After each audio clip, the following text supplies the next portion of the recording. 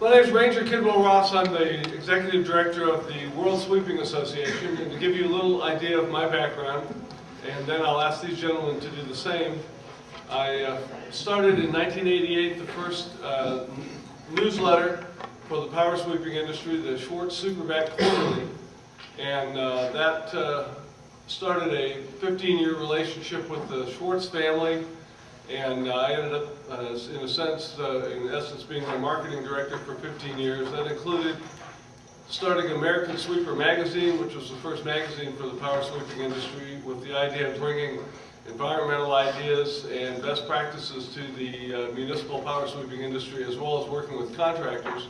And so have been working with contractors to help them better their business profiles and so forth for over 25 years now. And then 2 years ago, in our third year, started the World Sweeping Association, and now we're on 10 years, going on 10 years to have American Sweeper turn into worldsweeper.com. One of the issues that is central to the phone calls that I get are how to work with third-party providers, and I'm excited about having two gentlemen here today that represent third-party providers. They both started with the contracting arena and continue as contractors as well. We felt that that would be the best way to get a real solid background of what a contractor needs in combination with what third-party providers need, want, require, and so forth. I also have to my right two very experienced contractors that both of whom have worked with third-party providers and have found solutions and ideas and workarounds and ways to maximize their ability to work with third-party providers, increase their payment, hasten their payment flow, and that sort of thing. So I'd really like for this to be interactive this morning. We'll all talk about the different sides of the third-party provider concept and platform. It is not going away. It is expanding into a variety of other areas. It will soon be, if it's not already, into sealed coating, into striping.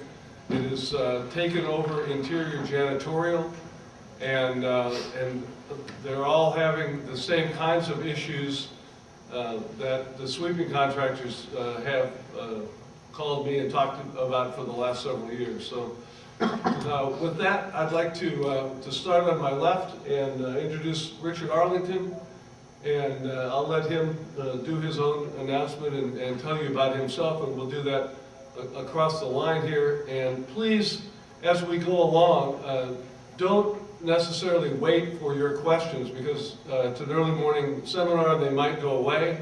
So raise your hand, and as soon as we get to the end of that thought, we'll call on you. And when you ask your question, if you would, please speak up. Alan Haydorn and National Pavement Expo have been nice enough to allow us, since this is a World Sweeping Association sponsored seminar, to videotape this, and we're making it available to our World Sweeping Association members on our site. So with that, Richard Arlington, please, sir. Morning. Morning. Okay, so I started out as a contractor in Erie, Pennsylvania back in the mid-'80s. Started out landscaping, snow plowing, lot sweeping, getting into different things as the company grew. In about mid-'90s, I got approached by a national service provider to do work for Sun TV. I was the current vendor for Sun TV. They had changed and went to a national provider. So the national provider came back to me as the incumbent. At that point, I had to make a choice. I was either going to work for a national provider or I was going to be a national provider. So in the mid-'90s, Affiliated Grounds Maintenance Group was born. Currently, we are in 44 different states. We have close to 4,000 contractors that work under us, and we control almost 180,000 sites in the United States. So obviously I made the right choice rather than going back to being one, or working for one. I still own Arlington Lawn Care today, still a viable business in Erie, Pennsylvania. And I now do a lot of public speaking. I'm an expert witness for snow and ice slip and falls. And I'm here to tell you guys how to make it work. And if you've never heard of Affiliated Grounds Maintenance Group, just remember, bad news travels faster than good news. That's not such a bad thing that you don't know who we are.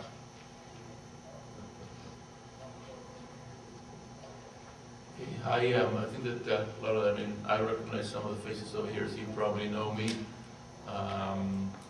A little similar here to my friend here on the left.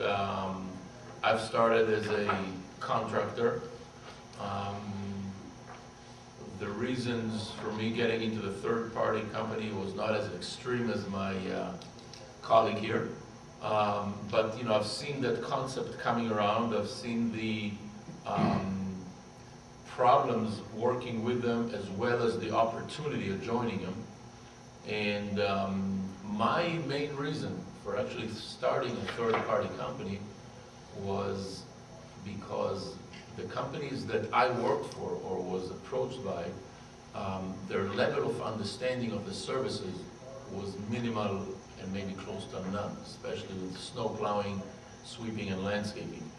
And I felt that that was a business opportunity for me to be what I still call a hybrid model service, where I still own a self-performing company and I own a third-party company. And therefore, it's an automatic proof of the knowledge and the ability to actually understand, in the services themselves. We're not at the size as my colleague here. We're a lot smaller. We are in about 38 states right now, working primarily for retailers.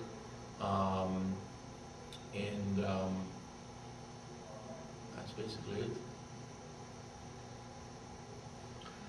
Well, my name is Michael Nawa. I'm the guy in charge of a shopping center maintenance company. We sweep, we do some landscape maintenance, we stripe, we crack fill, we do interior services like replacing ceiling tiles and things like that. We self-perform everything. We maintain about 245 shopping centers, all of them in Pennsylvania, all of them in the center of Pennsylvania on the I-81 corridor. I've been in this business 39 years, and I've seen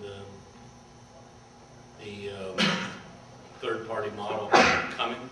I've seen it succeed, I've seen it fail, and the successes are small and the failures are epic. So I am of a different opinion of my learned colleagues to my left, all of whom are people I've known for years. So I am very much married to the provider model, and that's where I'm at. My name is Kevin Kroeger. I'm DSS Sweeping Service in Dayton, Ohio. Our business was started in '72. A lot of people have been around the sweeping industry. You know our previous owner, Tom Cowan. I've owned it since '99. I come from the electrical industry, so it's a sort of an odd path, but even in the electrical industry, you were seeing, I don't know that they called it a third-party provider, but it was essentially the same model, where they would have one vendor and then a number of different items that they needed. For example, a steel mill would all go through that vendor. So I saw that coming even in my previous life. We started earlier, I guess in the early 2000s. We were with a lot of people have heard of Divisions. We actually opened a shop to serve accounts for them. And I had a 4-year exclusive with them, and the agreement lasted exactly 4 years, probably to the day. So that was it was an interesting path. One of the best parts about it is it taught us to be really efficient because of the small margins. So we had to learn early on how to do the jobs and do them right and still make money. We do work currently for a few different third-party vendors, and my experience says as long as you set it up that you're okay with whatever you think the outcome is going to be, you'll be all right. But just be prepared for almost anything. Well, with that, let me say, I'll just speak to what some of the perceived inequities are in the third-party model. One is, I guess the central one I would say is pricing. That pricing is lower than it would be otherwise, almost across the board. Contract language is another huge one, and I put that as second only because a lot of contractors are unsophisticated and are signing contracts that, in my opinion, should not be signed, and taking in that manner accounts that probably shouldn't be taken. I've heard a lot of nightmare stories, nightmare scenarios that are out there with companies that are not represented here today. And believe me when I say that if it's in the contract language, it can happen to you, including there's a company that part of their model is that if you sign their contract and you try to get an account within 75 miles, you have to contact them and see if they might have contacted that potential client to try to get, to try to make them a client. And if they have and say no, then you have to have their permission, is the punchline, to be able to take a contract within 75 miles. That can be a problem. The payment, a lot of times in contract language, it may say that you don't get paid unless they get paid. That can be a problem. Contracts language can also have insurance liability issues where essentially you are becoming the first and foremost liability. In case there's a claim, you're the one that's out front, kind of no matter what might have happened on the mall, doesn't matter how long ago since you swept, and that can certainly be a problem. Payment issues are rampant, where you're told how many days you'll be paid, but it doesn't turn out to be that way. And we know of several that have gone out of business and left contractors holding the bag. In one case, reported over $30 million was owed to contractors when the company went down. So those are the kinds of things to have to think about. And I think the way to start this is I'd ask either Michael or Kevin to pick a specific that about something in a contract. How about you, Mike, first? Pick a specific aspect of a contract that you might have a problem with, and let's have that be addressed by the gentleman on the other side, if you would. We have had a contract with a company called DTZ, which is a Dutch company that showed up in Pennsylvania maintaining giant food stores, and in New York maintaining Stop and Shop. If anybody's from New York knows those guys.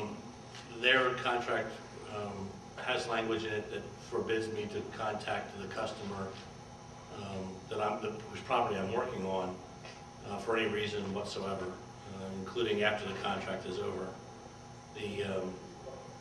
The objection that I raised was that, just like something was mentioned here earlier, I was the incumbent contractor when DTZ came in. I had over 40 properties for a giant food store chain. And I was no longer permitted to talk to the people who I was having a conversation with yesterday. I was no longer able to talk to them, and that was, they did not understand that at all. My customers, the store managers, the people I talked to in logistics about getting what needed to be swept and when, were no longer able to talk to me. They had brought a third party in, and that decision was made way up the chain, way above my pay grade and way above the store manager's pay grade. But we both had to abide by it, and it just made communication between customer and provider very difficult, which is, one of the hallmarks of a small contractor is your ability to communicate with your customer, face-to-face, directly, immediately, find out a problem and solve it right then. If your customer can't call you and say, I think you might have forgotten to empty one of the trash cans, and you can't say, I'll be right there. There sits that trash can for how long until, in that, as an eyesore to that customer, it's one of the things that I objected to strongly and ultimately had stricken from the contract. And I'll just jump in before asking for a response here, that the worst one I've heard was, we have a dead rodent, a large dead rodent at our front door, can you come and get it? And they couldn't. And they called their provider, the provider, on the third day after that phone call was made, called them back. The customer wasn't happy, they of course take the flak for that. So, gentlemen, is that clause in either of your contracts, and if so, why? And if not, you know, what's the workaround with something like that? Number one, in our contracts, we want our vendors to deal directly with the customer. Number one, it's easier for us to manage internally. We want you to have that communication. We want that person to be able to call you and tell you about a dead rodent. Now, we also have language that says, if the customer calls you and asks for work, you cannot do that work until you get a work order number from us, or you won't get paid, because you do not have the right to bill the customer directly. You have the right to go do the work, but we're the ones that have to bill. So we want the lines of communication open both ways. We want you talking to the client, we want you making the client happy, we want the client to be able to call you. I have customers that, you know, call my snow plowers at 2 o'clock in the morning. They just bypass my call center completely. And I'm okay with that, because I trust my vendors. So I don't have that in my contracts, but I do have that you must get a work order from us before you can bill. Now, that doesn't stop you from going to do the work, you just can't bill until you get the work order. And can they quote the work? Absolutely. They quote the price? Absolutely. So we have a question, sir? You have the payment clause in there, you don't get paid, they don't get paid, your vendors? We have a clause in there that says you won't get paid if we don't get paid, if there is a dispute on the bill. It has nothing to do with, how many of you guys were around for I'm the Navy. the big electronics company that went out? Best Buy, okay? All my contractors got paid for Best Buy. I ate about 1.1 million. Circuit City. Circuit City? Best Buy still in business. Yeah, Yeah. Circuit Circuit City. City, that was it, right? Yeah. What Sir? about the future contact? What about your vendors contacting, you have the 75-mile clause in your contract? We do not have a 75-mile clause. What we have is what's called a bidder vendor agreement that states you will not contact the customer that we give you work to for a period of 12 months. Doesn't say you can't contact the person next door. Doesn't say you can't contact the guy across the street. You just can't chase our customer while you're still working for us. Understandably so. I just want to, before the question, to touch on the issues that was here before with regards to talking to the vendor. Again, I'm not familiar 100% with every language that we have on the contract, but I want you guys to understand, and I'm going to give you an analogy, because I'm also a self-performer as well as a third party. I'll give you an analogy of why the direct contact with the vendor could be problematic for us as a third party. And think about it, if you guys have a day porter that goes around during the day and do work, and he comes to a store, a food chain store, and you know, the manager started to ask him, yeah, well, why don't you do a little bit work here on the side, and why don't you do that, and why don't you do that, and the guy, you know, wants to appease him, he's your employee, and he does it. And one day, you know, his boss coming in and asking him, you know, why are you doing that? Why didn't you tell me you're doing that? I mean, you got to charge for that. This is not something that you can just appease this guy and do. And this is the same type of a problem that you would get with a third party while you are communicating directly with the store. The third party that's actually responsible for the account cannot afford to kind of get from the back door information that you kind of did some kind of a deal, or you did some kind of a thing that you agreed with a guy to do some things for in order to appease him. So really the answer, as far as what we do, is kind of a hybrid again. In a situation like Mike brought up, and they know the customer, they've been with them for many years, we allow them to talk directly to the contact. But as a general rule, we would like to be able to be part of that discussion of what's agreed, what's not agreed, what's been discussed, and so on and so forth. So we don't get suddenly from the owner of the, you know, food chain or whatever, hey, this guy has been doing it for me forever, you know, although it's not a contract between you and me, but hey, the guy down on the ground agreed to do that all the time, so why suddenly we need to start getting paid for it? So those are kind of the type of problem that could arise when there's some kind of direct communication without actually the owner of the contract knowing about it. It's just a wanting to see and understand what a problem can come out of it. Obviously, again, the customer service end, you know, wants you to have the quick respond and the quick appeal to the store management level, but you have to understand that some problems could arise from that. So really the answer is a hybrid. And if the guy knows that, you know, knows the guy from before and have a relationship, then obviously we'll let him do it. If it's a new contract, a new guy, we try to restrict it more. You guys are more on the maintenance end, the continual sweeping. I'm in the paving industry. And so, I mean, when I work with third-party contractors like you quite frequently, and they're more of a one-time deal, where they send an individual, for lack of a better word, babysitter out to my site. And I usually deal with them directly, and they're dealing with the, you know, the store manager, stuff like that. You guys don't send people out to monitor work, In babysitters, for lack of a better word. Okay, so to answer your specific The question. question, because it may not be received on the video, is do these gentlemen send anybody out to a work site to monitor on site while the work is being done? Well, Okay, so most of the time, the spec of a one-time jobs, talking about asphalt type of jobs and stuff, line striping, you know, one-time job thing, they're being usually spec ahead of time by one of our guys before you even get the RFP. So we are well familiar with that. With regards to being on site, it depends on the size of the job. If it's a couple of potholes, probably not. If it's a mill and a repave, absolutely yes. For the whole time, there would be one of our representatives on site with you, you know, communicating back and forth between you and the customer.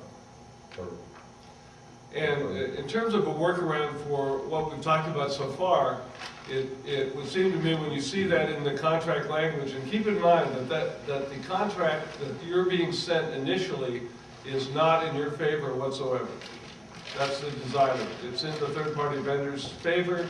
They've had an attorney that you may not be able to afford, put that together for them. And I spoke to the assistant of the president of a very large third-party vendor company. I won't use their name because I promised her that I would not. But what she said is, why shouldn't we send, the philosophy of my boss, the president here, is why shouldn't we send that contract? Because it puts all this stuff in our favor. We know that. A lot of contractors are unsophisticated. If they sign it, then we have a contract that's very strong in our favor. It's there. There are certain clauses that if they cross out an initial before they send them back, we'll accept that. Others we might not, and that'll depend from job to job.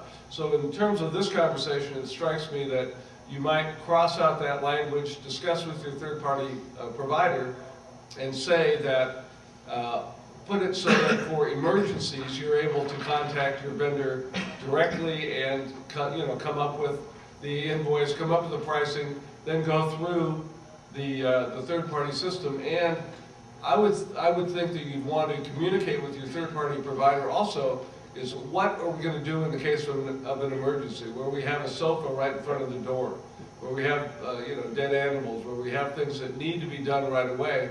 What's your turnaround time going to be? Can I call somebody there? Do I have a direct representative? I can get on the phone and get an authorization.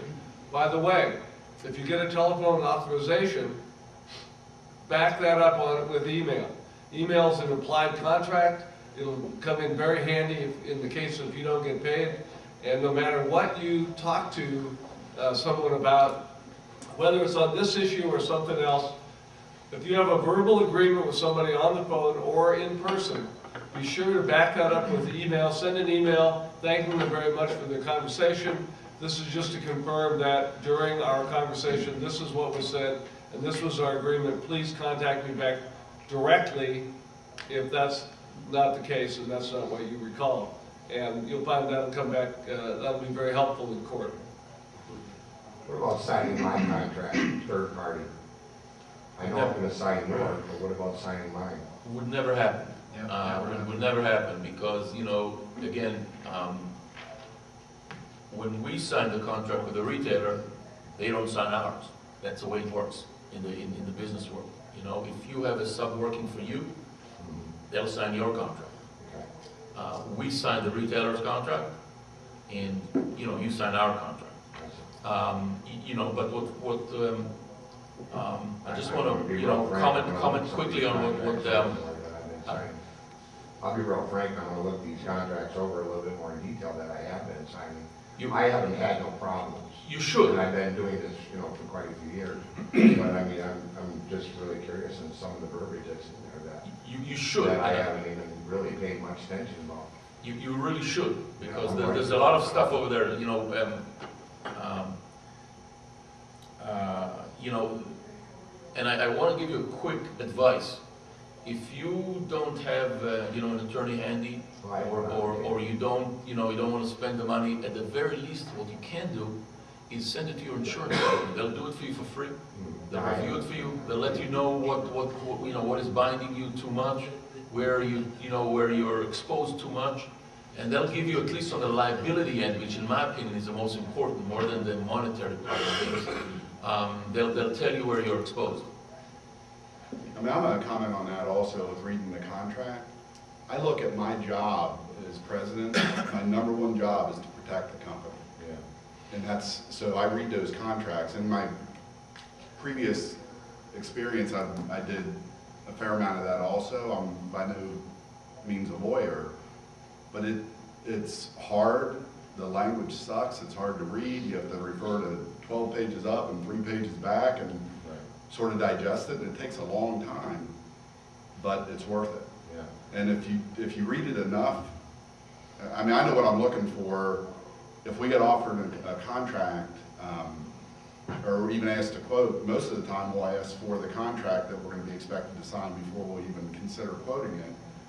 And I can scan through it quickly and find a few things that I know we're not going to want to do. And if we can't get beyond that, I'm not going to spend all the time or the effort to quote it. So you have actually omitted things in contracts or communicated with that third party? Yeah, I mean, I brought a couple recent samples with me, just if anybody wanted to look at them. I'm not comfortable just passing them around, but Right. I bleed all over them. Okay. And there's little, you know, there's just even one word, when it's stuff that says directly or indirectly, Yeah. I always cross out indirectly, because that can be construed as anything.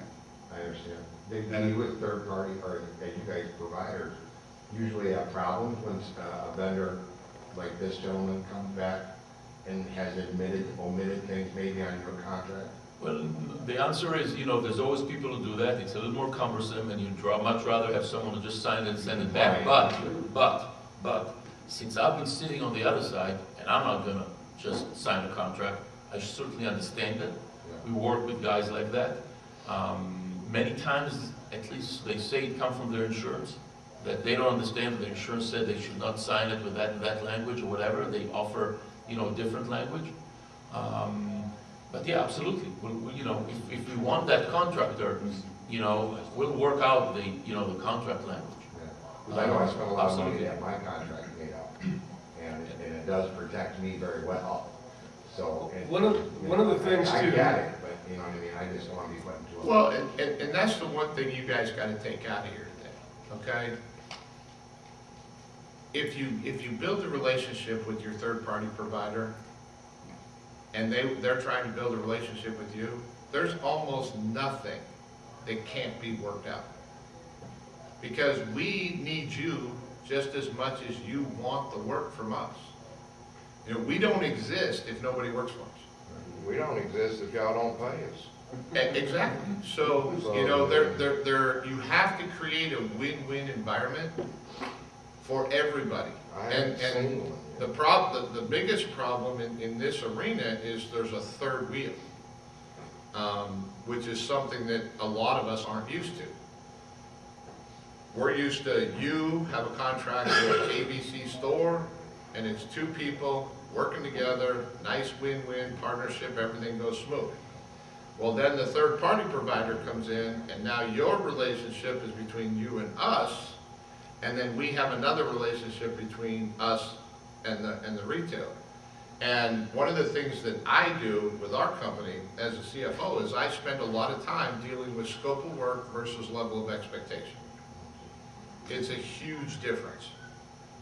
Corporate comes out with a scope of work, but then by the time they hire us, put us on the ground, we hire you, put you on the ground, now you've got a site manager for a Target, a Walmart, whatever, that has a completely different level of expectation than what corporate gave us the bid on. Does that make sense? Absolutely. You know, and then that creates a whole gamut of issues, but that's not your turn, that's not your thing to deal with. I mean, you have to send that back to your third-party provider and say, look, bud, you know, this is your problem, not mine. I'm gonna do what you asked me to do. Yeah. So let me just comment on that before we take the next question. You say, can we cross something out in a contract and still get the contract? The more to the point is, if you don't want to sign that, if you're not willing to sign that contract language, you can't afford to have that contract. You have to say no. And I know that a number of top-tier contractors with certain third-party vendors, the mantra is to just say no. And you can't afford the liability to speaking to this expectations idea, is if it's coming down and it doesn't meet your work standards, if they say, well, you're going to be seal coating, but what we really want you to use is dirty water and we hope that it doesn't dry, that's not your standard. You can't put your name on that, whether it's sweeping or seal coating or striping or whatever, then just say no, you have to. That's, and one other side note on that, I just, about a month ago, got a call from one of our members in Phoenix, and they said, here's such and such company, third-party vendor, what do you know about them? Now, on the World Sweeping Association website for World Sweeping Association members, we have a password-protected system. We have every third-party vendor that we know about in our system. And we talk about them, we show you how to get hold of them, and on the one hand, that allows you to contact all the third-party vendors, see if they have work in your area, and let them know that you're available for work. Please give you a call. On the other side of that, we have a comment section, and we encourage our WSA contractors, when they have a negative experience or a positive experience with that third-party vendor, to go in and put comments at the bottom of the page, which are date stamped. And so, you know, we know that there are some third-party vendors might have been great last year, the management has changed, or some such, they've been bought out or whatever has happened, their cash flow poor, and so they've now changed how they do business. So there's that, but the central part I wanted to bring up with that, they had been called by a third-party vendor and said, what do you know about these guys? They say that they have the contract for such and such, and they want us to give them a quote.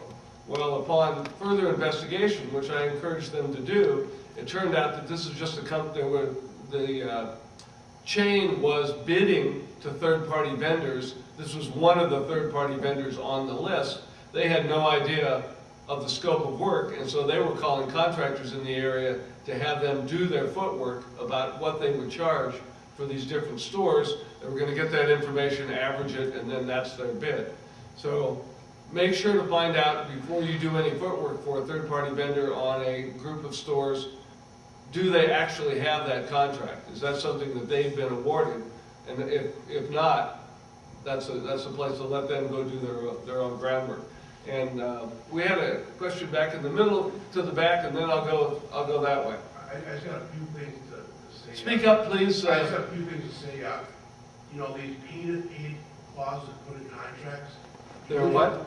Paid contracts. Paid if paid. So Yeah. we don't pay you if we don't Right. get paid. In many states, those contracts are void by statute. Right. So you can't. So you got to know what you're facing. That. I got a question. You got when you said I'm the asphalt fitter, shadows and sweeping, so ours are like one-hit kind of jobs, we do with third-party vendors. But do you guys sign your contracts prior to sending them out to us to sign? No, you sign it first. That's the way it works. That's what I'm looking for. When we get a contract in from a third-party vendor, it's always stacked towards the third-party vendor. Now, by law, we can take that contract, put it in our computer, change it with the same font, everything in there. And generally, we put a clause in it that contract is subject to our proposal, and send it back to you. I've never found a third-party vendor yet that reads their contract when it comes back signed from us. We change our entire contract. So if you couldn't hear that part, That's legal. That is what, legal. what he's saying is that As long as they have not signed a contract yet, it's their duty, after we sign it, it's their duty to sign their, to read their contract prior to them signing. So you take it, you print it on their letterhead again with No, your we put changes? their entire contract into our computer. We Okay. scan it in, we use their font, we change the entire contract. But you still have to have their letterhead. It's all in there, it's in there, so it comes out as it is. And generally, the first page of the letterhead, it's got nothing to do with the contract. You don't get it as a PDF that you can change it. I mean, I don't see how you do it The only physically. time You can do it that is physically. when it's on the Yeah, side. you want to keep everything. If it's- So the question, just to clarify here, is he's saying that you get a contract in terms of some state laws, check the state law in your area, and we're not here to give legal advice, but he's saying that he gets contracts that are already signed, he scans them into his. No, if it's signed, if it's signed, I can't do that. Okay, so it's If you're not unsigned, signed, you it, change the it's contract, you continuation. send it back to them, signed with your changes on it, and it's not crossed out with. I just with- changed all the words. Right, right, so he changes it more professionally, and if they don't read it, then that's fine. I can't see where that would be a problem. That's their fault. Now, I'm gonna tell you as a consultant to the industry, okay? I consult with all exterior services. I have since 2005, okay? One of the key pieces of advice that I give contractors, similar to what you're saying back there, sir, is I tell them to take your contract, attach it to the third-party contract, and just put a clause in there as per Exhibit A, okay? And make your contract Exhibit A. So when it goes back, which by the way, don't try that with my company, because I'm the one that reviews contracts, so I know about that. But when you do that, you have now created an Exhibit A that has your contract. So if something ever goes legal within an argument or a dispute, you basically have nullified both contracts. Because I'm sure your contract is stacked for you, their contract is stacked for them. So the first thing a mediator is gonna do is say, well, neither one of these are valid anymore because they contradict each other. So then it just becomes what's right. And a lot of times in courtrooms, you want the jury to make that decision anyway. Over 25 miles apart. And another thing that one of our members ran into is that they had a court case that came up, and their contracts were submitted into court, and they weren't the ones that they had signed.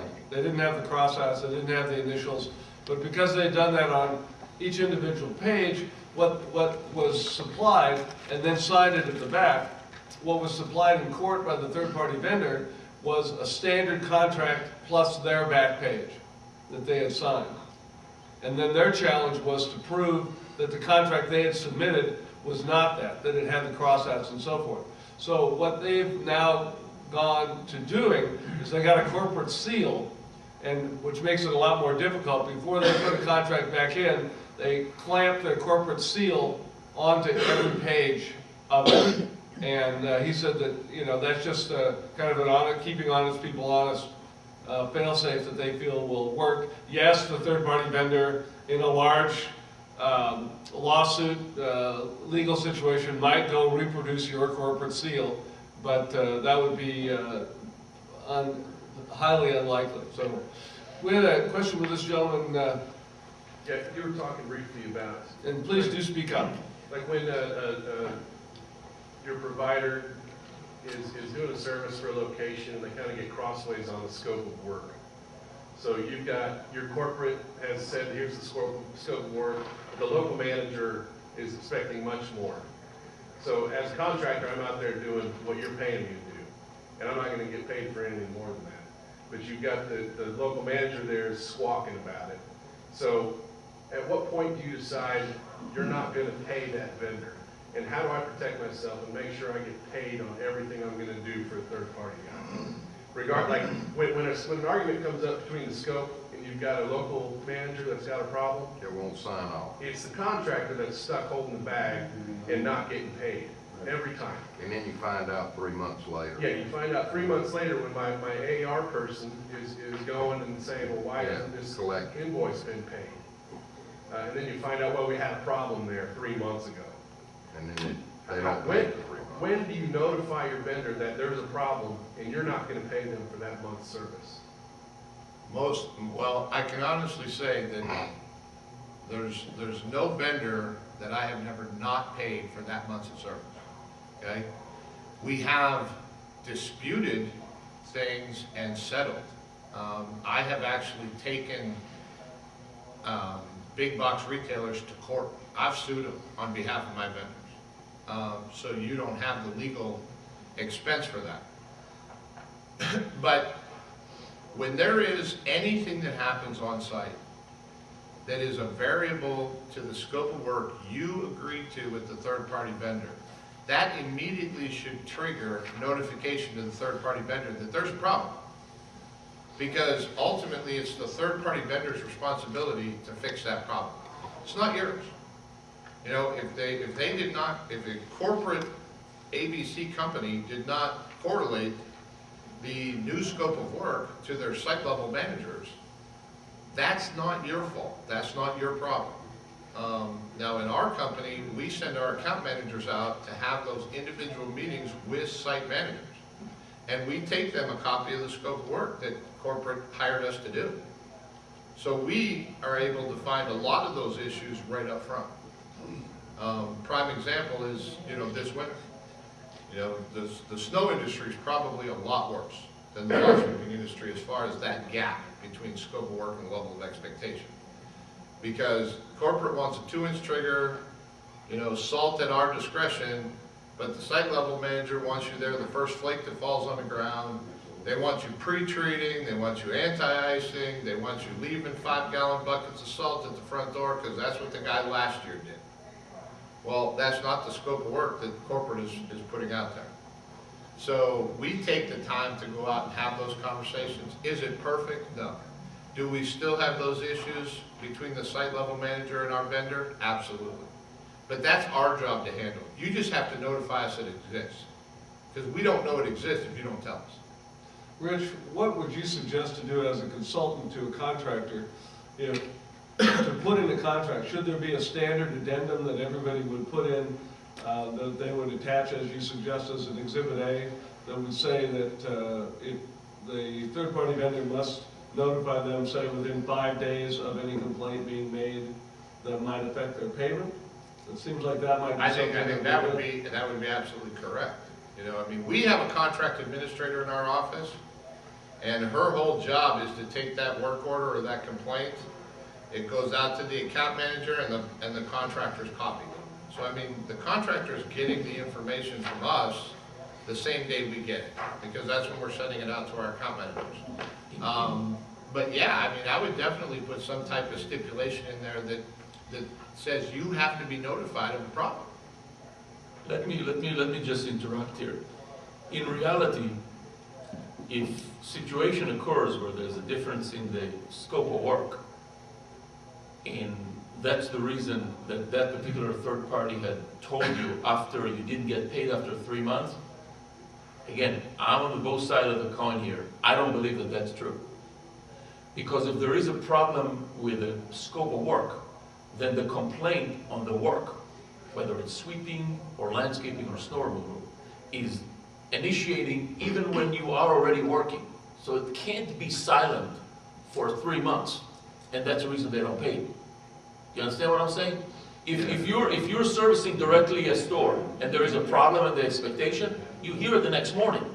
So does, No, No, but you third don't. party I- uses it. I disagree because I've heard from contractor after contractor that says that they didn't know about it, they've heard it 30 days later, say, and they find out that it was Like what? 30 days, well, that they didn't empty the trash or that they left material in the curb line or whatever, but they don't, the problem is that they don't hear about the complaint in a timely fashion, and it affects their pay until they don't get paid for that sweep or that, you again, know, I something like that. can't, That does happen. I mean, I don't say it doesn't happen, but I can't conceive a situation, because again, the third-party company that's working for that retailer is getting that complaint. They're Right. expected to fix it. Unless If they're not communicating to paid. you, they're underperforming big time, and believe me, those retailers are prima donnas. They complain about everything, the same like when you work directly for them.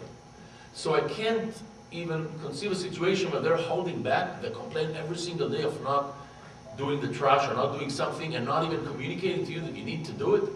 I mean, I guess it can happen, but Well, let me give you the scenario of how it happens, okay? Because as a consultant, I've dealt with both sides of that. Take me out of the third-party arena, okay? So, there are third-party vendors out there, neither one of them are sitting at this table, by the way, that change the scope of work okay, that's to true. get you at a lower price, Right. okay? It happens constantly. Yes. You can only salt when authorized for snow plowing, even though the customer really wanted you to salt all the time. We only dump the trash cans twice a week, when the retailer really wants the trash cans dumped every visit. But they're looking to save money, get you to a lower number, so they change the scope of work. Now, you don't know that happened, because you're getting a scope of work that says X, Y, Z. So now you got the retailer or the restaurant or whatever it is, they're complaining to the third-party vendor. The vendor manager for that third-party vendor is like, we can't call the contractor. What are we gonna do about this? So they'll call you later and say, hey, they wanna change the days now from Monday to Thursday. They want it to be Tuesday and Saturday. So you change the days. Well, that stops the Saturday complaint, but now you're back to getting a Thursday complaint that nobody's telling you about. And you guys have all watched this, I know you have. Because the third-party vendor that has the contract today may not be the same one next year. You know, you may have thought you had a 3-year contract, and then all of a sudden you find out that they canceled it. Well, they canceled it because the third-party provider got fired. Not because you did anything wrong. Okay? And there is a large restaurant chain out there right now that's going through this dramatically, because the scope of work from the third-party vendor was completely different than the scope of work from the restaurant. And the contractors are taking it right in the backside, and it's wrong. And at some point, I'll get involved in that lawsuit. And I'll stick up for you guys, because it's wrong. So how do we protect ourselves? You gotta have the complaint addendum. I love what Ranger said. You know, you got, where it says you don't get paid until they get paid, just put an addendum in there. You know, provided, you know, we have been notified of a problem within 15 days, something. You know, you gotta find something to balance out that you don't get paid until we get paid theory. I mean, you're never gonna make it go away, because that's just business, okay? But you gotta have a way to protect yourself in the event that that's happening too. And find out if your state allows, you don't get paid unless we get paid. There are a lot of states where that's illegal too, by the way. Yeah, and that doesn't mean it won't be in the contract, and, you know, if you don't know it, you sign it, and you know, it wouldn't hold up in court, but, you know, do you end up in court? And did that answer your question, sir? You had your hand raised? Partly, but I am amazed. I'm in operations. I got 436 weeks every week. Most of them are 7 days a week. We got people calling up the stores. They don't even know what nights we're supposed to be there. I know every job we got, when my guys are there or not. And, you know, they're going through the third party, and then they're calling up, blowing my phone up. Well, how come this wasn't done last night? Well, we're not supposed to be there. We're only supposed to be there this many days. Like you said, they changed the scope of work. And then a month later, oh, we want to go to 7 days or we wanna knock it down to 4. Yep. But we ain't gonna get paid for them other days. I wanna know, how much experience do these account managers have that bid on this stuff? Because when I read the contract, and I don't really do them, I just look them over like, there's no way that I can do what they want in the amount of time it takes to do it and make that money. Them people are, it's a pipe dream. Well, so again, we might want to talk about an addendum to a contract that covers that situation, that if there's a change in the scope of work, you need to be notified prior to that change taking place on your end, and you need to be CC'd the communication that came from the retail locations that you're working with, or you need to be notified and they're CC'd with that, so that you know that both sides have the information. On the contract thing, people are talking about it may not be legal in your state. Most of the actually all of the third-party contracts that I've read, the venue is where their head office is. Wherever their headquarters is, they say any disputes are in Chicago or wherever No, but here. the dispute, yeah, but the dispute is different. I mean, And the it's true. contract will be interpreted according to that state's laws. No, I cross that out. I think that's not legal. The dispute of where it would be litigated can be dictated on a contract, where it's gonna be litigated. But whatever happens on the grounds that it happened, the law of that state takes over, always. It's only where it's gonna be litigated. That's to be Even dictated. if it says the contract is, It's only for litigation purposes. okay. So the laws of where the actual sweeping or snow plowing or landscaping is happening, the laws of that state has to adhere. They're gonna be litigated in the state where it's dictated on the contract. If it comes to litigation, that's what it's for about. Okay? No, I think, I just wanna open here something that I think a lot of people here are gonna want to interact. And what's your name? Oh, then the top. Me? Again? Yeah. Go Jeff, ahead, name- yeah, no, I want to touch on something that I think that you kind of spoke it fast, and people here, you know, I'm sure are gonna want to respond to that, so I want to bring it real quick here. And you talked about, you know, when you see those contracts and you look at those prices, you don't understand from the get-go who agreed to those prices, who did them, and how can ever someone be working for those kind of prices, right? Am I don't believe the people telling you what they want done actually know what it takes to do the job. Okay. They're being What down. makes you say that? So, You know, you again, don't know the job, you you know, shouldn't be business. so let me respond to that, because I think the exact same thing that you said here was one of the main reasons that I started my third-party company, okay? I had the exact same question that you had. I've been getting, as a self-performer, I've been getting a RFP from a third-party company with some target prices for services. And I look at that and I say, what? I mean, you know, this is kind of cutting 30, 40% into what I've been doing it before. No one can do it. I ain't running my trucks on water, and my guys are getting, you know, money to work. They ain't working for air. So how can that happen?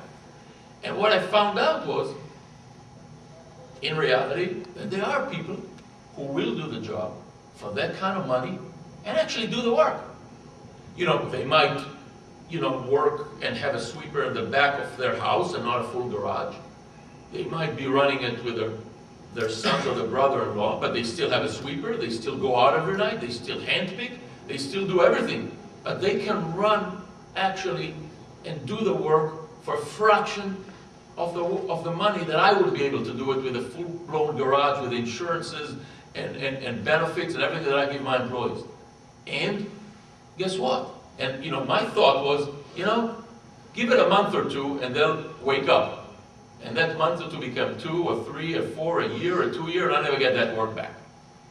So the reality is, as a contractor, and I can tell you that because I see it from both sides of the fence. I sometimes get work in my area that I cannot perform with my own company. I have to subcontract it in my territory because I can meet end doing it with my own company. But can that be done? Absolutely it can be done. So this is an important thing that you guys have to understand.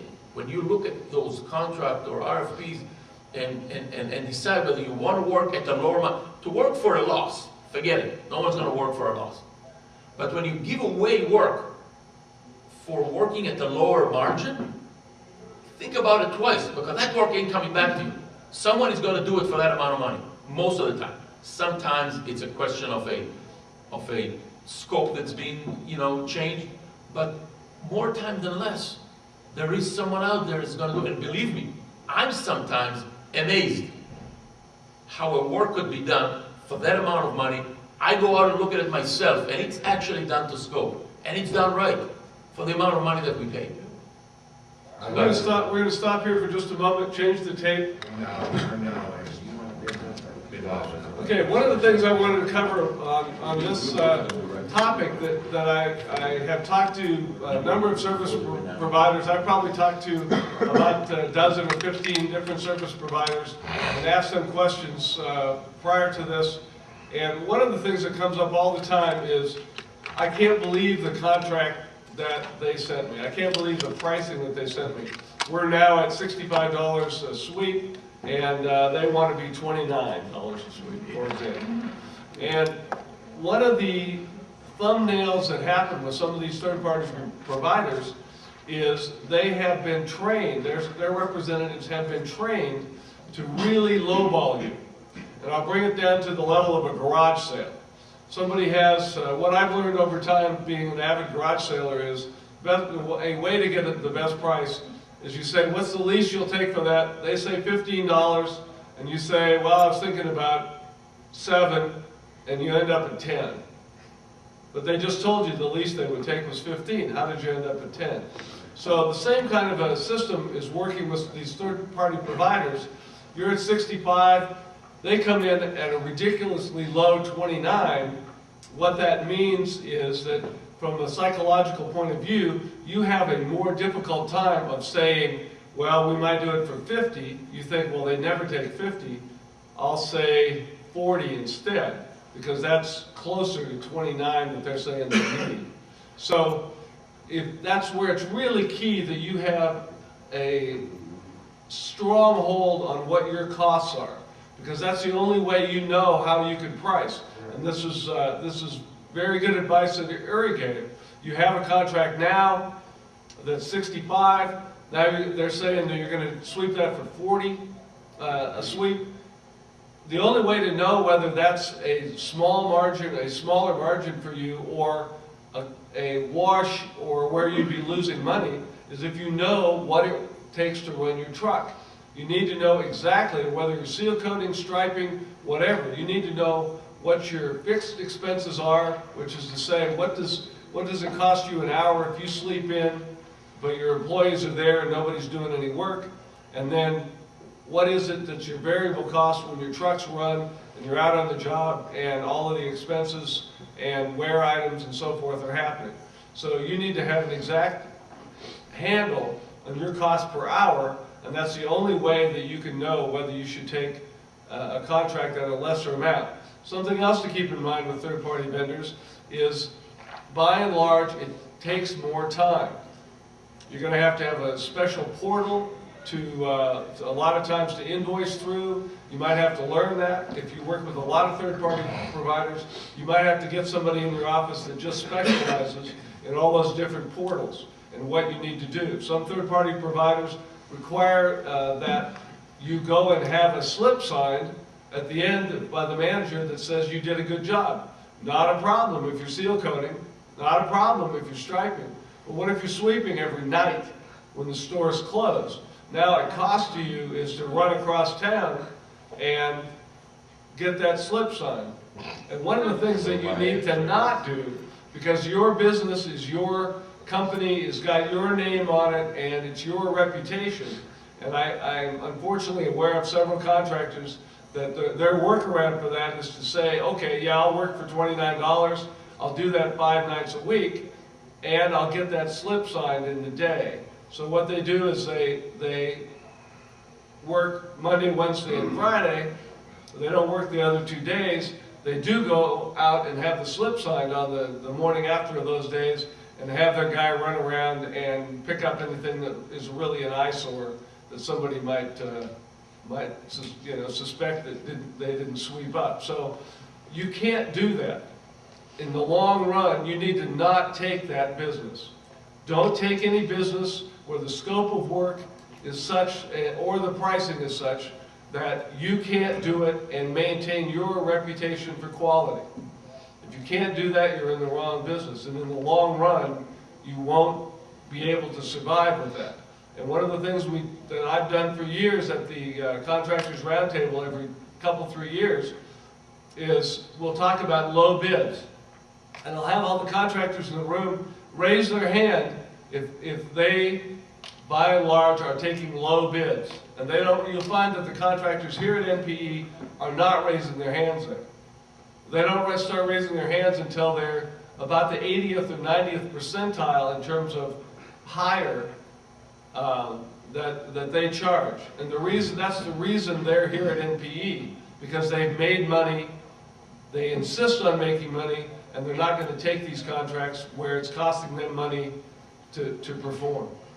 And also be very careful when you say, oh yeah, I can do that for 29 or 32 or whatever, because I have stop, that stop is right in the middle of the stops that I already have, so I don't have to do a lot of running. You don't know that you're going to have those stops over the long run, and what can happen is suddenly you lose those stops that are on both sides, and you're having to run a long ways for that. So keep that in mind too. Are there other questions here, David? Well, just curious, third-party vendors, everywhere that you contract the work out, do you have a business license in every county and city? The answer is, if it requires, we do. Not every state requires it. But we're registered legally in every state that we do work. That is a requirement. Same answer. I have a question for whenever there's ad orders. We started mentioning that a little while ago. If you run into an emergency for paving, let's say it costs $400 an hour, and you have to do a full depth removal of the pavement, even though you're supposed to do a resurface. You call the third party to let them know, no response. They take forever to get back. Maybe an hour will pass. You just lost $400. How do you handle that? Well, give me an example of an emergency paving issue that would be to that extreme. So, we're grinding out a parking lot. All of a sudden, the mill grinder starts sinking. The base is failing. Okay. So now we got to excavate the base. We got 10 guys standing around. It's more costly than sending out the prep crew in advance, for example. We need to do something and keep the guys moving. Okay, so then my recommendation to you would be, if you're going to work for a third-party vendor, then you have to negotiate out contingencies prior to starting the job. Okay, so just like I just asked you to give me a scenario where that could happen, and you gave me that scenario. Well, if we were negotiating for a paving job right now, I would ask you the same question, and you would give me that answer. And I'd say, you know what? I guess that's very viable that could happen. Let me get an answer to that. Because I'm going to take that same question right back to my client.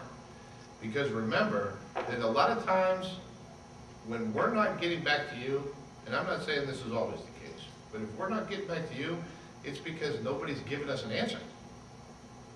We've talked to our client and they don't have an answer. Now, we are very good at reaching back to you and say, hey, we talked to so-and-so, we're waiting on an answer, we're not ignoring you. Or we'll shoot you an email every 2 hours until we get an answer. But that's a very viable question to ask, because at $400 an hour, I don't want you standing around either. So, that needs to be addressed up front. Now, will you be able to address every possible issue? No, we all know that. Things happen. But if you can address as many as possible that are major to you, then you're going to be better off before you actually show up to start that job. Would you accept an addendum saying if delayed response occurs, waiting for the client to get back to you, there's a charge of $400 an hour? Would I accept that? Yeah. Only if my client accepted it from me. Would I pass that along to my client? Absolutely. If you sent me that I would turn around and have my staff turn that into ours and send it to the client. No problem. Rod? Being an ex-paving guy, Speak in a up. situation like that, I would either, usually the whole parking lot isn't destroyed, I would move to another area and start milling over there and wait for my response. Or I would just shut the job down, and once I build in my extra, I would dump my $400 into the extra. That way it doesn't look like you're charging them separate for standing around. Well, that was just one example. Yeah. There's some situations like adjusting the manhole when you're paving around that, and you might have to raise it suddenly to something. Well, but if it's an additional cost, you build that money into the new additional cost. Because you're doing additional work that's not in the contract. Yeah. So now you gotta figure out how to put that $400 into that additional cost. Yeah. So if it's a $1,200 adjustment, now you bump it up. Yeah. You may not get all your money, but you can get some. That's why I'm trying to figure out how to get all of it. And speaking of getting all your money, one of the issues that comes up oftentimes with third-party vendors, and this again underscores how important it is to find out whether your state allows a paid if we get paid clause, and a number of them do not. That's illegal. You're signing on with a third-party provider. If you do the work in most states, I would think, and I'm not sure how that goes in terms of the majority, find out for your state, that's the important one. Can they do that? Must they pay you because they're the ones that you're under contract with? One of the things to consider in any event is that a number of instances have occurred where third-party providers have lost the contract. So you're getting paid 30, 45, 90 days out. They're getting paid by the week oftentimes. And they lose the contract. They may not tell you when they lost the contract. And there have been a number of instances where they don't pay you for the last part of the work that gets done. So that's something that I don't really know. Maybe someone else here at the table knows how to handle that. But one of the things that we talk about in our extensive information that we have on the WSA site, some of which we put in your booklet, so really be sure to read the back of your booklet carefully, is consider that when you're bidding on a job, or whether you're taking a job, that can occur. All of those things that we talk about in the booklet have occurred, can occur, and they're expenses. So if you have a contract for a year or 2 years and you don't end up getting paid for your last 45 days or 60 days of it, that brings your cost per sweep down considerably. So keep that sort of thing in mind. Are there other questions from the audience that we should handle, or we certainly have topics up here we can go with? Okay. Kevin, what do you find that they're onerous? Well, and I have several things that we find. You know, one of the things that we see is they want to call in their IVR system when they're on site. Mostly because you're having your employee in charge of your billing now. And if they don't call it in right, you're not getting paid. Right. And to me, I don't think we'll ever do that. And they don't have the ability to do it anyway. But if they forget to call, Well, the line's busy, which I've heard a lot. and they don't write the numbers down right, or they don't type it in right, it's at night, they're trying to get to their next job, that doesn't seem like a good idea to me. Can I respond to that? Just to that? Or you want to get to the other? No, go ahead. Okay, so, yeah, there are some retailers that will require to do exactly what was just mentioned here. And we as a third party, we try to fight it and reject it, you know, as much as we can. But I just wanted to make you aware of a technology that we are actually implementing as we speak that might help that exact thing, you know, to overcome that request that's here. And it's pretty simple. What it is we're having an integrated app that would be integrated into our software. that we would require, actually testing it right now, that would be required by our vendors to be downloaded. Now, you have to have a smartphone, but, you know, that's the only requirement. But, you know, nowadays, who doesn't have a smartphone? I guess in some places. My operators don't. And they're not going to. Yeah, so my operators all have it. Okay, so again, but if you don't have a smartphone, that's a problem. But if you do have a smartphone, then you just download that app. And when we basically do what's called a fencing of the properties that you serve and all the other vendors serve. And when you enter those fences, it automatically registers you on our computers. So you know, this is, you know, our retailer, we already confirmed with our retailers that they would consider that an IVR. And if we could provide them that report, which, you know, the only thing that you guys need to do, you know, to download the app and keep it, you know, that's it. Don't even keep the phone. As long as the phone is running and have a battery, that will automatically register you when you get into the property. And we would satisfy that need. But that is a problem, absolutely. One of the, and I'll tell you, just in general, when we look at things, you know, and we've done it before, so I learned maybe the hard way is we bought equipment to work for a third-party provider. Now, we did have an exclusive that worked out okay, but I would recommend that anybody, you don't buy equipment to do work for third parties, because if they find somebody that's cheaper, they will switch. And that's my experience. The other thing that I don't think a lot of people realize is sometimes, or a lot of times, they don't play fair. So they are your competitors. Make no mistake about it, the third parties are going to get your customers. That's who they're after. They're trying to grow their business just like you are. But sometimes they use some tactics that aren't necessarily ethical.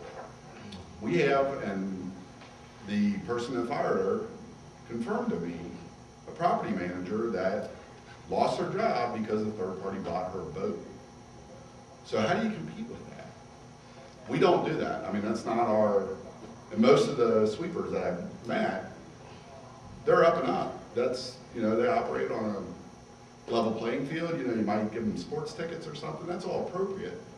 A boat is not. I heard of a wedding. A wedding is not. And you gotta just sort of keep in mind what's going on in the market. But make no mistake, these guys are your competitors. And there's some that, like 800 sweeper, Greg's with 800 sweeper. That's a good idea, right? These guys got together and said, we're gonna compete on our own. We're gonna make our own third party. I don't know much about that situation, I'm not part of it. But that seems like there could be some good movement there. We also look at the end of a contract, we consider when we go into it, we're probably not going to get paid the last couple months.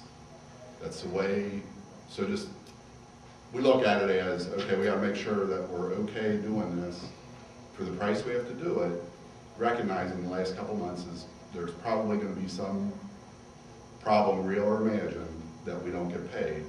So that's why that's how we look at it.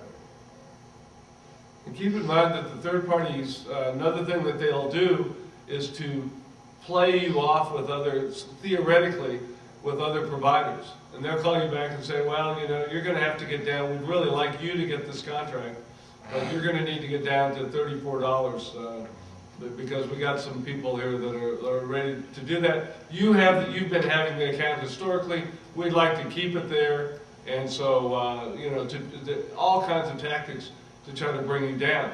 There are even some third-party providers that refuse to use the existing contractors. And I've heard that in several instances where third-party provider comes in and they don't get a chance to bid.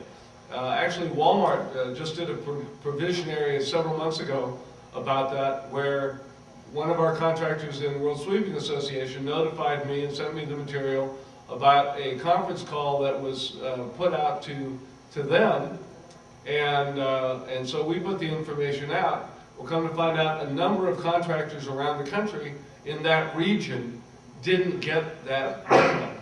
And it turned out that what Walmart was looking to do was to have contract to to streamline their system to where they wanted to have you with X number of accounts at least, but not more than X percentage of your business be with them.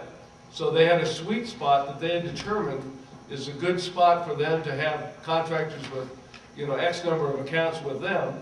And those are the contractors they were trying to work with in those regions. So there are a variety of things that are happening behind the scenes.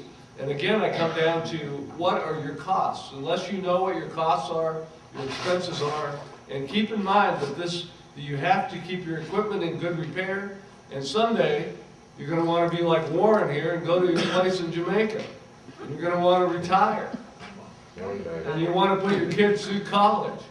So you need to get a profit margin that will allow that to happen in the long run, and if you're not able to do that now and to be a top-tier contractor, then just say no.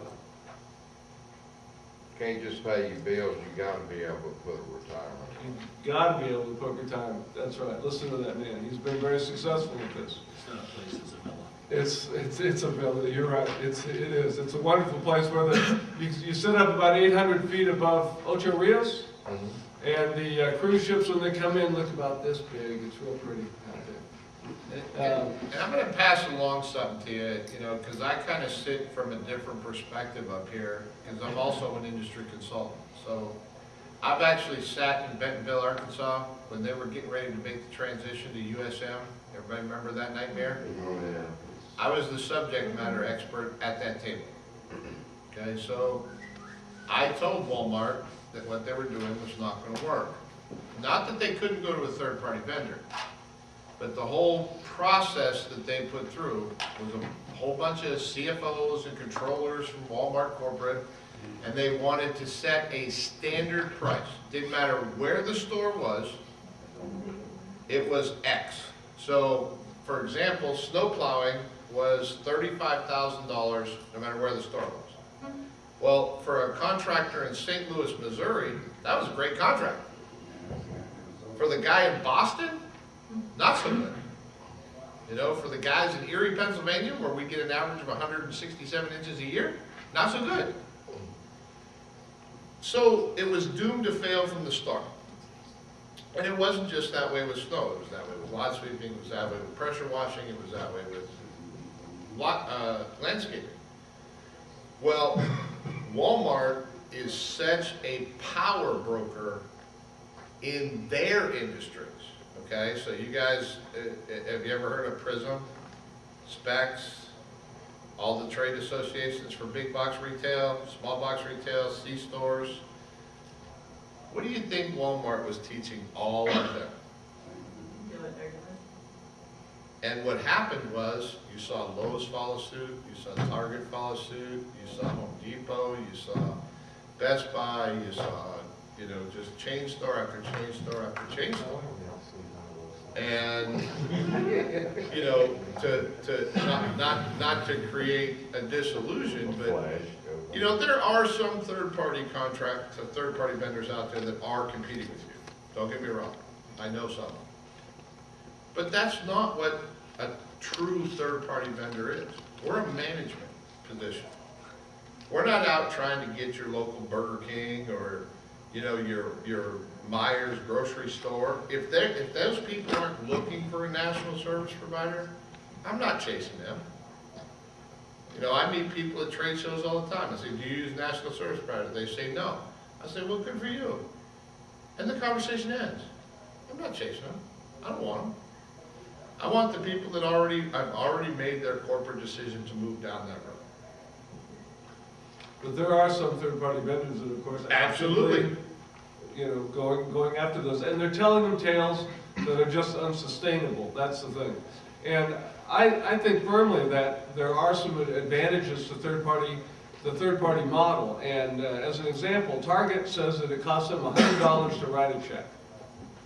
Every time they write a check, $100 out of the store. Because they know their costs and their overhead and so forth, and that's what it takes. So when they can have somebody come in the door and say, how about this? You write one check for a region, to us and we'll handle it from there, that's pretty attractive. And that's pretty believable. But when you add to that, by the way, we can also negotiate your vendors down 15% so that we can save you that much money, that's another story. Because that margin is just not there in most of the industries. And I believe might have been you that, and I'm not sure that this was about your business, and maybe I'm wrong on this, Michael, but that when a company, was it DVR that went? DDR that went down. Well, Oxford went down. Oxford went down through the DVR network. That's who left over $30 million to contractors. I got a story about how much money they had been getting, and when they went direct with DDR, suddenly the amount that they were paid was more. And it turned out that a margin had been taken off the top that they knew nothing about. That was in addition to the cut that they were supposed to be taking. And they didn't know that until they went out of business.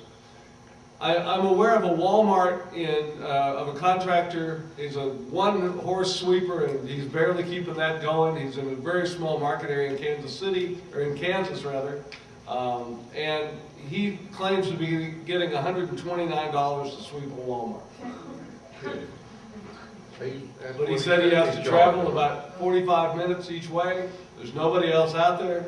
And that's what he figured out his costs, and that's what they're paying. Give me his name and send him a letter and tell him, good job. Yeah, that is a good job. But what I told him was figure out your costs and give him that amount of money.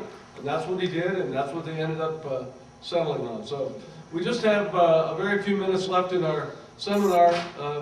Now's the time to ask your questions, or we'll have, yes, sir.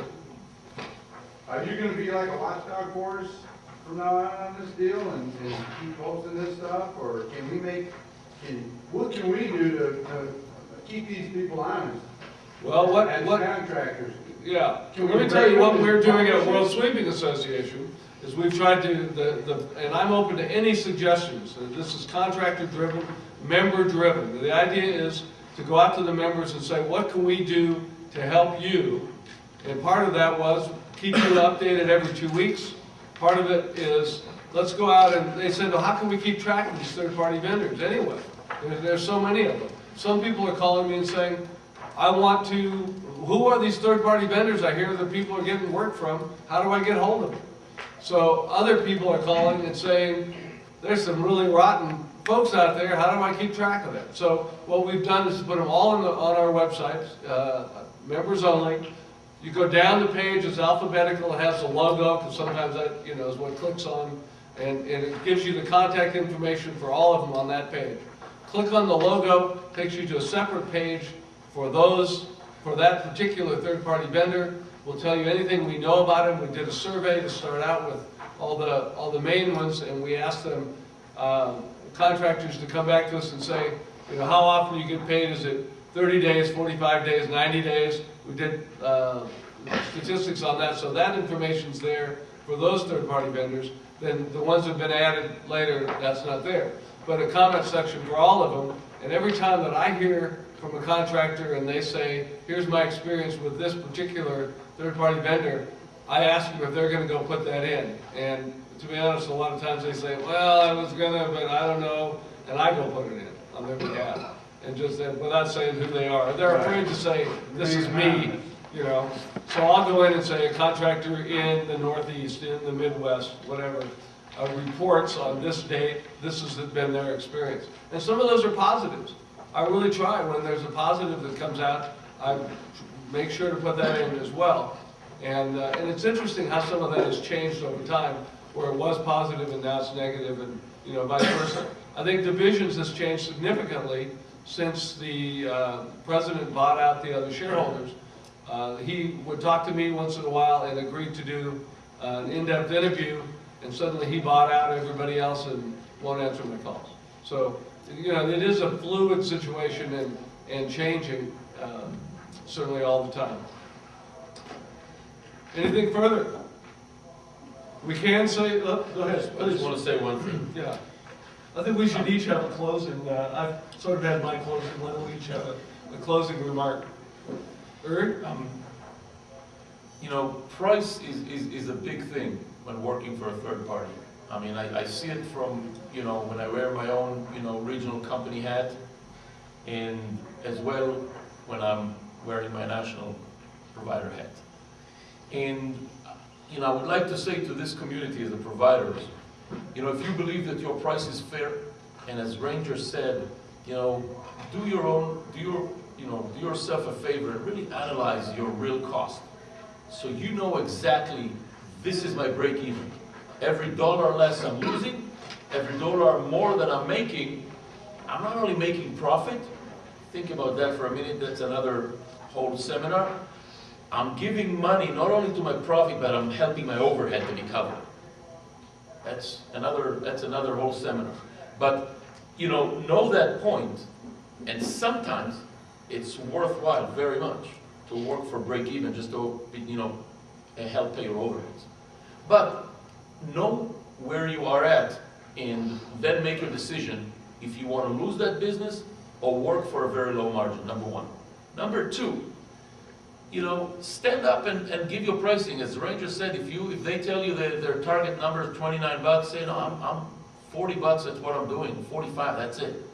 Many times, believe it or not, the third party, they have to provide the service. And many times, you're the only bidder. And you know what? The money that they're getting might be 35, but they'll pay you 45 to do it, because they have to do it. Because they have to cover their overhead, and they'll take it at a break even to... they'll take it at a loss. Yeah. They have to provide a whole portfolio. They can't go back to the retailer and say, oh, well, we'll do all your stores, but in Baton Rouge, the one we can't find a provider, you go ahead and find it yourself. It doesn't happen. They'll take it at a loss. So, you know, you might be the lucky one. And you'd be, I can tell you that many times, in many contracts, we work at a loss because we can't find people to work at the price that we have promised to do the work. So hopefully on the whole account we make money, but in that particular store, on that particular suite, we lose. And that might be you. So don't be ashamed to stand up. Don't just say, oh, forget it, don't call me again, oh, I can't take those prices. Name your own price and stand firm behind it. And we're running a couple minutes late. Rich, do you have anything that's closing? And we've covered it all. Well, the biggest thing is do your research, okay? It takes 30 seconds to type a name into the Google search bar, okay? Too many times we just sign the contract to get to work. We don't know who we're dealing with. We don't know what we're dealing with. Do your research. Or you got nobody to blame but yourself when it goes bad. And put in words like comments or critique or ratings with those names, and see what you get back, because you'll have a lot of things will come up on comment boards around. It's very rare that you put somebody's name in and not be able, that's a third party, and not be able to find comments that have been made. So that's, gentlemen? Do your homework. Everybody in this room knows what you're doing. You know, operationally, do your homework on who you're working for, like you would any other customer. That's all I can say. Read your contract and protect your company. That's really what you have to do. And come to NPE where you can learn these kinds of things. Amen. We will be having other seminars that the World Sweeping Association will be sponsoring next year. If you have ideas for any kind of a seminar that we should be doing that you think would be great, please let me know. Our website is worldsweepingpros.org. And if you type in World Sweeping Association or Ranger Kidwell-Ross, you'll certainly be able to find it. If you're not on the worldsweeper.com mailing list and you're in sweeping, then you need to do that. Worldsweeper.com is the largest website on the planet for power sweeping. That's my website. I'm the editor. And we have a free e-newsletter that goes out once a month from that website. On the upper left-hand side is a guest book. Sign that guest book. We'll send you the e-newsletter.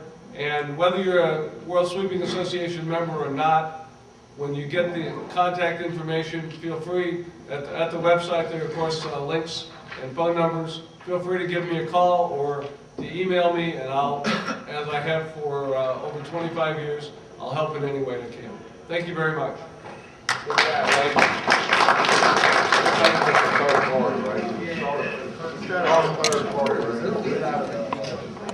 Is anybody named Marjorie here? Is it? Scott. Pardon? Marge sent you an email, let me know that Scott will show up. Oh, all right. And your last name, Scott? Sinsky. Okay, thank you. I gotta check my email more during the show. Oh, I forgot. Hey, so. I forgot what I'm supposed to say here. Marguerite, you're setting up, what time, or what room's the next meeting?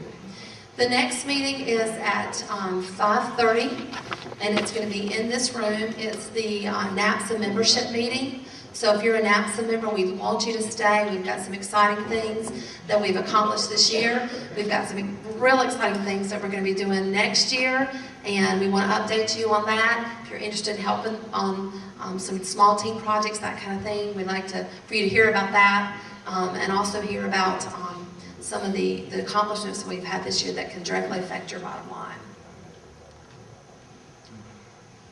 All right, I'm Ranger Kidwell-Ross. I'm the editor and founder of WorldSweeper.com and also the executive director of the World Sweeping Association. I'd like to ask you to join with me in recognizing somebody that I know is new to the room. There are a few contractors new to the room. My assistant, Regina Wallenberg, is here for the first time, and Regina, if you would stand up and a lot of you know her and talked to her on the phone, but just don't know her by view. We have one other housekeeping piece of business to handle here. World Sweeping Association gave away our portfolio of 18 8x10 glossy photos of sweepers, old Elgins, mostly Austin Westerns and so forth. You may well have been among those that put your card in the basket. And I had a lady from Fast Measure on camera pull out the card. And I'm proud to say that the winner is Norwood Carter and Betsy. So Norwood, it turns out that you don't have to go anywhere. That turquoise notebook right next to you has all those photos in it. So there you go. And I'll take a picture afterwards and we'll do that. Okay.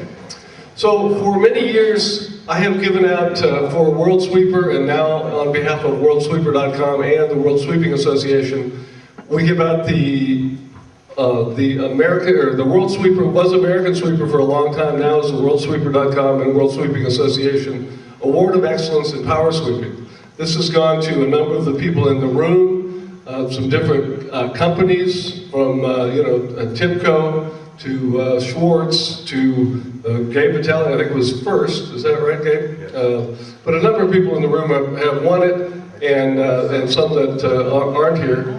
And this recognizes someone who has dedicated their life and talents to the power sweeping industry. The person winning this year's World Sweeping Association Award of Excellence in Power Sweeping escaped from Hungary in 1956. He found himself a wanted man after the revolution he supported was crushed by Soviet forces. Although he initially chose to immigrate to the United States, when the U.S. immigration quota was full, he instead chose Regina, Saskatchewan, Canada, because it was in the middle of Canada and close to the U.S. where he wanted to end up. However, once he got to Canada, he never left. In many ways, our award winner has never stopped being a revolutionary. He has been designing, building, and marketing new products and starting new businesses from the time he arrived in his adopted country in 1957. Along the way, he has revolutionized at least 4 different industries.